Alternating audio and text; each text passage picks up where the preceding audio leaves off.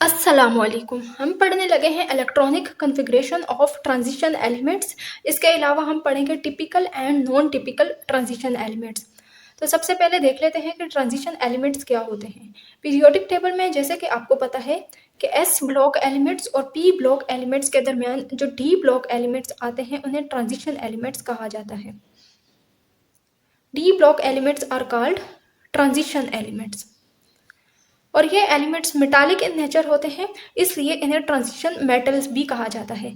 और इन्हें D block elements का नाम इसलिए दिया गया है कि इनके अंदर जो पेनल्टीमेट शेल होता है यानी N-1D वो under the process of filling होता है। This N-1D orbital is under the process of filling.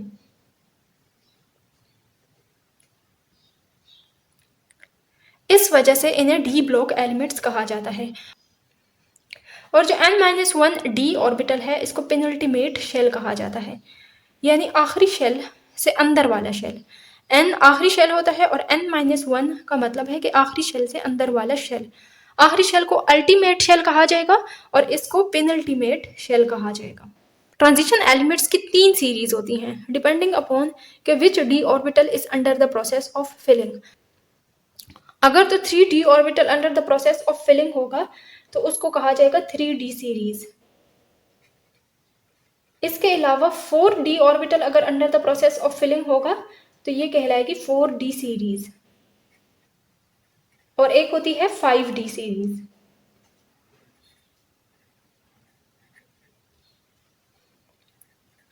तो अभी हम बारी बारी इन सीरीज के एलिमेंट्स पढ़ लेते हैं और उनकी इलेक्ट्रॉनिक कॉन्फ़िगरेशन देख लेते हैं। सबसे पहले हम इधर देख लेते हैं 3D सीरीज। 3D सीरीज के एलिमेंट्स हैं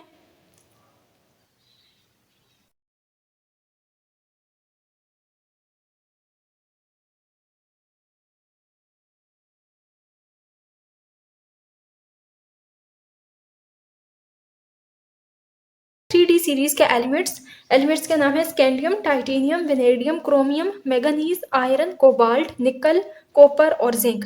ऊपर इनके अंदर नंबर ऑफ इलेक्ट्रॉन्स मैंने लिखे हैं। अब इन नंबर ऑफ इलेक्ट्रॉन्स की हम इलेक्ट्रॉनिक कॉन्फ़िगरेशन करेंगे तो स्कैंडियम की इलेक्ट्रॉनिक कॉन्फ़िगरेशन कुछ इस तरह से बनेगी। आर्गोन कोर आ जाएगा। आर्गोन कोर के अंदर 18 इलेक्ट्रॉन आ जाएंगे।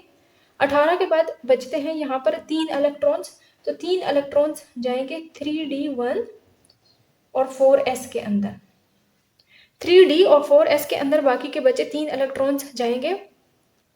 तो इसके अंदर 3D orbital under the process of filling है, इसलिए इस सीरीज को 3D सीरीज कहा जाएगा। फिर इसी तरह टाइटेनियम के 18 इलेक्ट्रॉन आर्गोन के कोर में आ जाएंगे और बाकी के जो 4 इलेक्ट्रॉन हैं वो होगा 3D2 एंड 4s2। वेनेडियम के अंदर भी आर्गोन कोर 3D3 हो जाएगा और 4s2। अब क्रोमियम की इलेक्ट्रॉनिक कॉन्फ़िगरेशन जरा एबनॉर्मल है। क्रोमियम के अंदर d ऑर्बिटल के अंदर 5 इलेक्ट्रॉन होंगे और s ऑर्बिटल के अंदर 1 इलेक्ट्रॉन होगा। पिछले जितने भी एलिमेंट्स हैं इनके अंदर हमने s इलेक्ट्रॉन को कम्प्लीटली फिल किया है और बाकी के बचे इलेक्ट्रॉन d ऑर्बिटल के अंदर डाले हैं। लेकिन यहाँ पर हमने d को भी आधा फिल किया है और s को भी आधा फिल किया है। ये इसलिए है कि जो हाफ फिल्ड ऑर्बिटल्स हैं उनकी स्टेबिलिटी बहुत ज़्यादा है। d के अंदर मैक्सिमम 10 इलेक्ट्रॉन्स आ सकते हैं और 10 में से 5 अगर होंगे तो ये हाफ फिल्ड होगा। इसी तरह s के अंदर मैक्सिमम 2 इलेक्ट्रॉन्स होते हैं तो 4s1 हाफ फिल्ड है। तो इसके साथ एक्स्ट्रा स्टेबिलिटी एसोसिएटेड है। क्योंकि यहाँ पर 6 अनपेयर्ड इलेक्ट्रॉन हैं तो क्रोमियम अब जिस चीज़ के साथ भी बॉन्ड बनाएगा ये 6 बॉन्ड बनाएगा, तो 6 बॉन्ड की वजह से इसकी स्टेबिलिटी बहुत ज़्यादा हो जाएगी। इस वजह से half filled orbitals are most stable. इसके बाद फिर से मैंगनीज आ गया है, तो मैंगनीज के अंदर भी पहले आर्गोन कोर होगा, फिर आ जाएगा 3D5 एंड 4s2। आयरन के अंदर argon core 3D6 and 4s2। Cobalt argon core 3D7 4s2।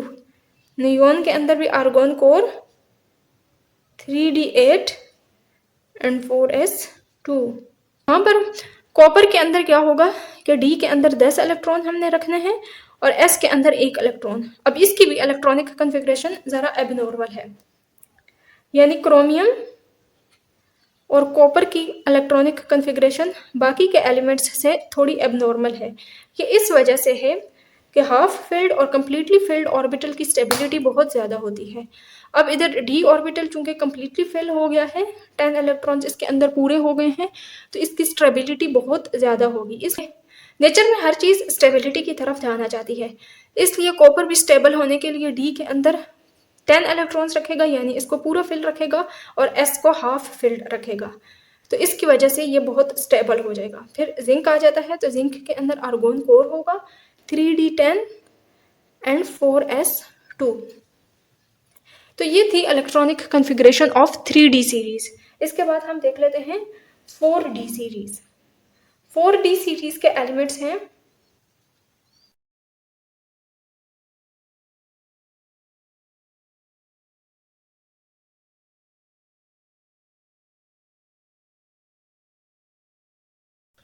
तो ये 4d सीरीज के एलिमेंट्स हैं yttrium, zirconium, niobium, molybdenum, technetium, ruthenium, rhodium, palladium, silver और कैडमियम। तो ये थी electronic configuration of 4d series.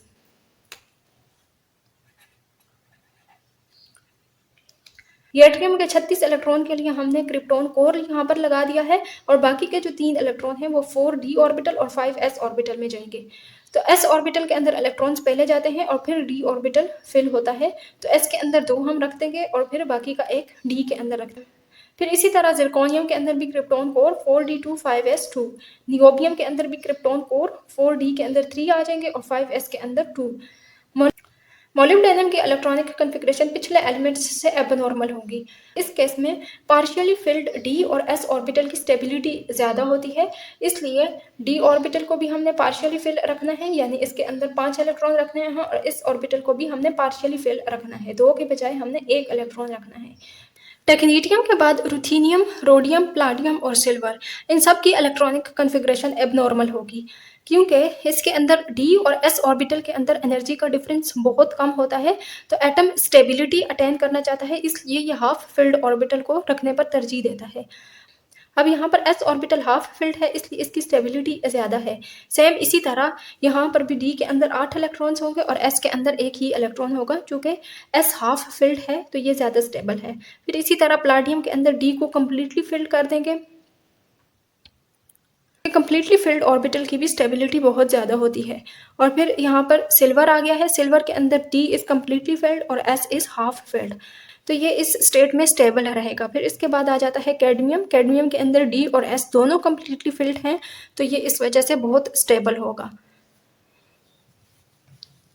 इसके बाद हम देख लेते हैं 5d सीरीज। तो ये है 5d सीरीज के elements: lanthanum, hafnium, tantalum, tungsten, rhenium, osmium, iridium, platinum, gold और मरकरी, और ये ऊपर इनके नंबर ऑफ इलेक्ट्रॉन्स लिखे हैं। लैंथेनम का एटॉमिक नंबर होता है 57। फिर इसके बाद एटॉमिक नंबर 58 से लेकर 71 तक इनर ट्रांजिशन एलिमेंट्स आ जाते हैं। फिर ये 72 वाले एलिमेंट्स हैफनियम कहलाता है, और फिर इसके बाद ये सारे एलिमेंट्स आ जाते हैं 5d सीरीज़ के। इनकी इलेक्ट्रॉनिक कन्फिग्रेशन को मैंने यहाँ पर लिखा है। जीनोन कोर के अंदर आ जाएंगे 56 इलेक्ट्रॉन, और फिर बाकी के जो बचे इलेक्ट्रॉन हैं वो 6s2 ऑर्बिटल के अंदर जाएंगे और 5d के अंदर 1 इलेक्ट्रॉन चला जाएगा। फिर उसके बाद आ जाता है हैफनियम। हैफनियम के अंदर जो 72 इलेक्ट्रॉन्स हैं उनके अंदर भी 56 इलेक्ट्रॉन जीनोन कोर के अंदर चले जाएंगे, और बाकी के इलेक्ट्रॉन 5d और 6s ऑर्बिटल के अंदर जाएंगे। फिर इसी तरह बाकी सब एलिमेंट्स की भी ये इलेक्ट्रॉनिक कन्फिग्रेशन है। और मोलिब्डेनम की तरह टंगस्टन की इलेक्ट्रॉनिक कन्फिग्रेशन नहीं है, क्योंकि यहाँ पर 5d और 6s ऑर्बिटल के अंदर एनर्जी का डिफरेंस बहुत ज़्यादा है, इसलिए पहले 6s ऑर्बिटल कम्प्लीटली फिल होगा, उसके बाद ही इलेक्ट्रॉन 5d ऑर्बिटल के अंदर जाएंगे। वजह से यहाँ पर दोनों ऑर्बिटल को हाफ रखने वाला सीन नहीं है। फिर उसके बाद जो प्लैटिनम और गोल्ड है, इनकी इलेक्ट्रॉनिक कन्फिग्रेशन एबनॉर्मल होगी। अब प्लैटिनम की इलेक्ट्रॉनिक कन्फिग्रेशन इस तरह से होनी चाहिए थी कि 5d8 एंड 6s2 यानी s ऑर्बिटल कंप्लीटली फिल्ड होना चाहिए था और d ऑर्बिटल के अंदर एक इलेक्ट्रॉन होना चाहिए था, लेकिन ऐसा नहीं है। इसकी इलेक्ट्रॉनिक कन्फिग्रेशन इस तरह से है और ये वाली इलेक्ट्रॉनिक कन्फिग्रेशन ज़्यादा स्टेबल है, क्योंकि d और s ऑर्बिटल के अंदर एनर्जी का डिफरेंस बहुत कम होता है, जिसकी वजह से इलेक्ट्रॉन अनपेयर्ड फॉर्म में रहना चाहते हैं, क्योंकि पेयरिंग एनर्जी बहुत ज़्यादा है। इस फिर उसके बाद गोल्ड आ जाता है। गोल्ड के अंदर d orbital is completely field और s इज पार्शियली फिल्ड, इस वजह से इसकी स्टेबिलिटी बहुत ज़्यादा होगी। और फिर मरकरी आ जाता है जिसके अंदर दोनों d और s कम्प्लीटली फिल्ड हैं और ये इसकी वजह से एक्स्ट्रा स्टेबल होगा। तो ये थी electronic configuration of 3d 4d और 5d सीरीज। अंदर हमने abnormal electronic configuration of elements को भी डिस्कस किया। उम्मीद है आपको समझ आया होगा।